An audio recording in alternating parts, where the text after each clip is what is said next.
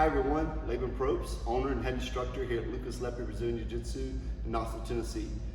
Coming to you guys with another video today. We're going to hit a basic choke out of the closed guard position. One of the very first chokes most people learn. It's called the cross choke.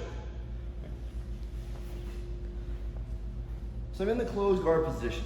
Right? And before I show you the setup of the cross choke, I'm going to go over a little bit of anatomy.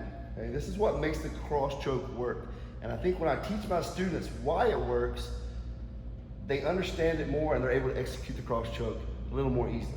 So if you look at Anatoly's neck, all right, the cross choke is designed for me to cut off the two arteries that lead to and from Anatoly's brain, all right, or into his heart. So I have the aorta and the vena cava. Okay, the vena cava, blood returns, aorta, blood flows out of from the heart. So I want to cut the blood flow off of those two major arteries. Those arteries run between his Adam's apple and these two muscles that run down his neck. So he has this groove right here, little soft spot. See how that's soft right there? That's where those arteries lie. I can feel those aorta beating right there on my finger, okay? Those are where those arteries are. So that's where I'm going to apply the pressure. That's what's going to cause this choke to work, okay? So I have Anatoly in my closed guard. I'm ready to set up my choke. I know I have my eye on, the two arteries, what I'm going to start compressing. But before I'm able to attack those arteries, I need to break Anatoly down. Remember, my collar grip allows me to pull him in along with my legs. He has a frame. I need to pull an elbow out, pull his hand off my chest or something to break this frame. If I just pull here, he's going to keep himself postured up. So I need to remove that, okay? I can come in, swim, and pull him close. Now I have him close enough I can start setting my choke up. This first grip is your most important grip. I can always adjust my second grip. It's very difficult for me to adjust the first grip, right? The first grip sets everything in place. So the first grip is the most important as far as the grips and executing this choke. I'm going to move to a cross collar grip, and my hand is going to run all the way behind his head to where his tag is in his gi. All right? I want to put my fingers in that tag. Okay? And then I pull and straighten my arm. He's already feeling some pressure on that artery. Okay? Now my second move is I'm going to use my forearm to lift his chin, and I'm going to reach underneath my arm, fingers in, kind of like a blade, fingers inside the collar, and this is where you measure.